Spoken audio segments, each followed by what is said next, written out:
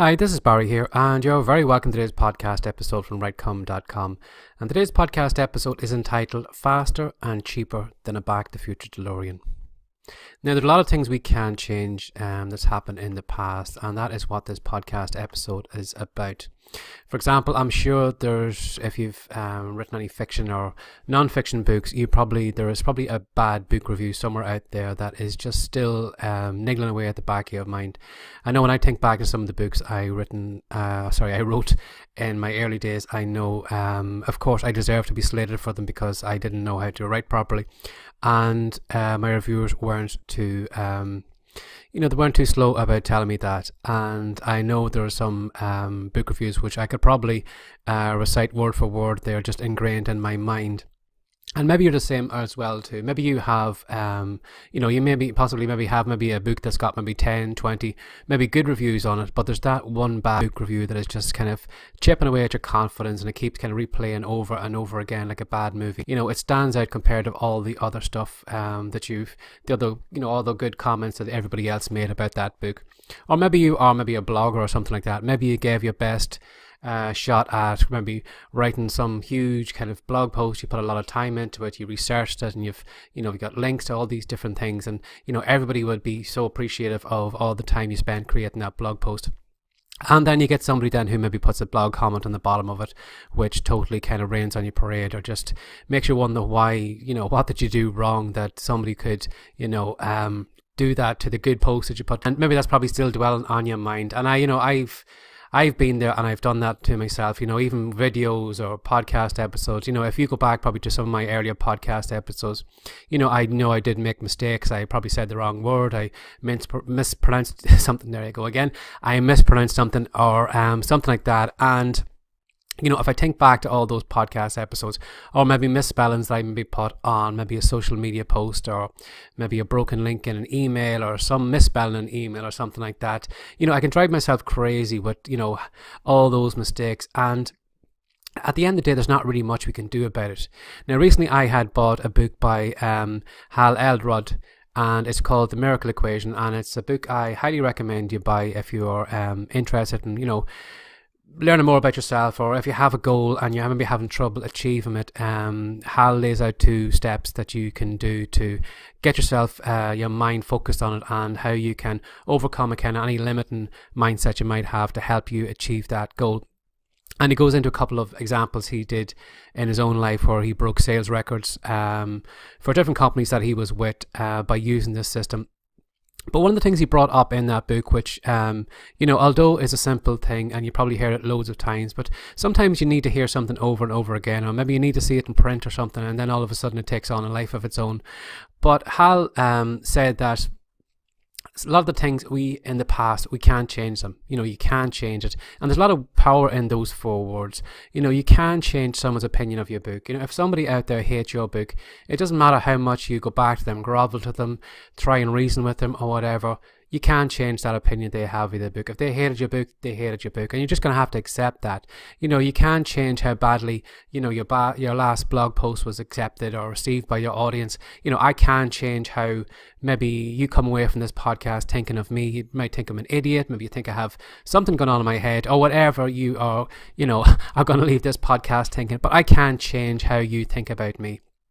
You can't change that dumb spelling mistake you made on a social media post last week, or something stupid that you said on a YouTube video, or put something on a Facebook page, or whatever it is. You can't change that. We don't have a DeLorean to do that. And, by actually just staying in the past all the time and replaying that over and over again, there's nothing you can do about it. So why not just draw a line in the sand and kind of move on? Because sure enough, you can rant and rave and you can call yourself the biggest idiot, since the earth cooled, but you can't change that moment. In the book, Hal tells a story of how he woke up after a horrific car crash. He was involved in a head-on accident with a drunk driver. And, of course, like in most crashes in that case, he was severely injured. He had a lot of broken bones, and he actually bled to death at one moment when they were cutting him out of the car. But thankfully they got him back to life. But when he got to the hospital, his girlfriend, when he actually went into a coma then for a couple of days, and when he woke up then his girlfriend had left him. She had nothing more to do with him. But the worst news, more than that, was actually found out then that the doctors thought that he would never walk again. they assumed that his injuries were so severe that there was no chance he was ever going to walk again. And he also had a head injury as well too, because I don't know whether he hit his head on the steering wheel or the airbag or whatever. So part of his brain suffered in the crash as well. And the doctors had said to him that, you're just going to be in a wheelchair and that is going to be it. Now, Hal was telling earlier on in, as I said, some of the business he had worked in before, he had broken sales records.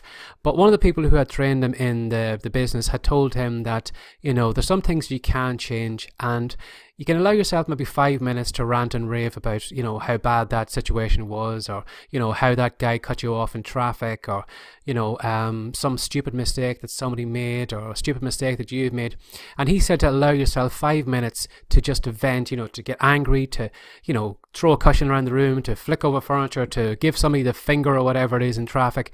But once you have that 5 minutes, after that, then you shouldn't allow it to go any further. You should draw a line in the sand and say, you know what, I can't go back in time. I can't change what I did there. I can't make that person wise up and become a better driver, making stupid mistakes like that and almost killing me. And you need to just kind of draw a line in the sand. And again, as he said, because he'd been doing it so long in the business he was in, people using to turn up for sales meetings, or customers were letting him down, and maybe things were being refunded. And of course, like most of us, that really angered him. But, the longer he was using this 5 minute rule, the more he was kind of, getting control of his emotions in a shorter period of time. And eventually he said, he'd been doing that for about 18 months or so. So then when it came to the crash, and when it came to the doctors telling him that he would never be able to walk again, he said that he actually accepted it a lot quicker than anybody expected him to. By the end of the day, he was laughing and joking with his doctors and nurses. And for a while they took in his parents, and they just said to him, I think you need to speak to your son, because we think he's in denial and he's not accepting, that he may be in a wheelchair for the rest of his life. He has this kind of notion that, maybe he's going to get better, or he's just not accepting it, and we just like you to speak to him. And of course his father went in then and sat down and explained what the doctor had said, that he didn't think that Hal was accepting the situation he was in. And Hal said that he did. He accepted it almost straight away. There was no way he could, make his car avoid that other car in the car crash. There was no way he could do anything on that night. There was no way he could, undo all the broken bones or the brain damage he had, or he couldn't undo the girlfriend leaving him. All those things were in the past, and there was not a thing he could do about it, unless maybe he had a DeLorean car or something like that where he could go back in time. But, for the majority of us and him, we can't do that. We can scream, we can cry. But as Hal said, because he had been using that rule, that 5 minute rule, for about 18 months beforehand, he just accepted himself. He said at that stage then, rather than focusing on the bad stuff, he said to himself, well, you know what, I could have been dead right now. The paramedics mightn't have been able to save me, and I'm still here alive to, to have another day. Okay, so I'll be in a wheelchair. I'll make the most of my life with a wheelchair, or whatever I need to do. And he said because he accepted that, and because he wasn't using all that negative emotion, it wasn't affecting his body, it wasn't affecting his mind. And then he was more positive about the exercises that the physio needed him to do. He would go a little bit, work a little bit harder than they probably expected of him. And because of that, then he actually eventually got the power to get back in to get out of the wheelchair, and he's up and walking. And he is an example of what you can do when you put your mind to it.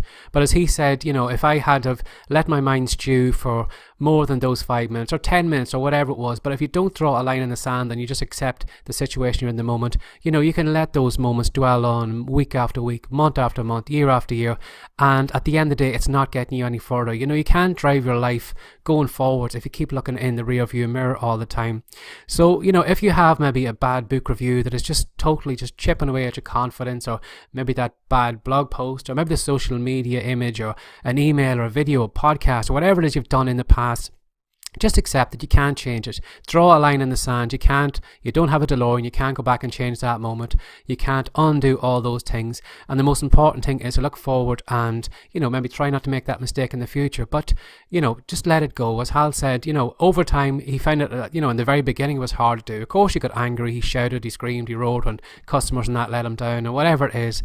But, the more you practice this, the more you kind of, just get over that person cutting you off in the traffic, or whatever it is that's really angering you today, or, maybe going to vex you maybe tomorrow or the next day, or whatever it is.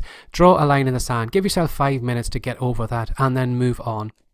And, you're going to have more kind of mental bandwidth to, to improve your situation, to write a better book, to do a better blog post to, get a bit more of calm or inner peace in your mind, or whatever it is, in traffic or whatever you're going to be doing. But, try putting that 5-minute rule into place, because I know I've been using it this past couple of days, and I know that, as I said, you do get angry the long time, you do give out, you do shout, you do get frustrated, but at the end of the day, there's nothing really much you can do about it, and it's better off to move on. So I hope you enjoyed this podcast episode. And again then too, if you like what I've spoken about in the podcast, I highly recommend you drop by maybe Amazon or wherever you normally buy your books. And if you want to buy the Miracle Equation by Hal Elrod. Now, you might know his name, but he's the same man that has written the Morning Miracle. So if you do a Google search on Amazon or wherever you buy your books, I highly recommend getting a copy and reading of it, because it's really, really good and it's really, really inspiring. Now, if you enjoyed this podcast, or I made you think about what you're going through at the moment, I highly recommend you drop by the WriteCome site. You'll find a lot more of our podcast episodes over there. And not only that, you'll find a lot of other great content, especially if you are, have a home-based business, whether you're doing writing, whether it's blogging, whether it's fiction or whatever it is. I highly recommend you drop by, and we'll look forward to seeing you over there. Now, to find the website, if you just come over to WriteCome.com, we'll be glad to see you over there. As always, thanks for sharing your time with me again today, and take care and have a great day. Bye-bye.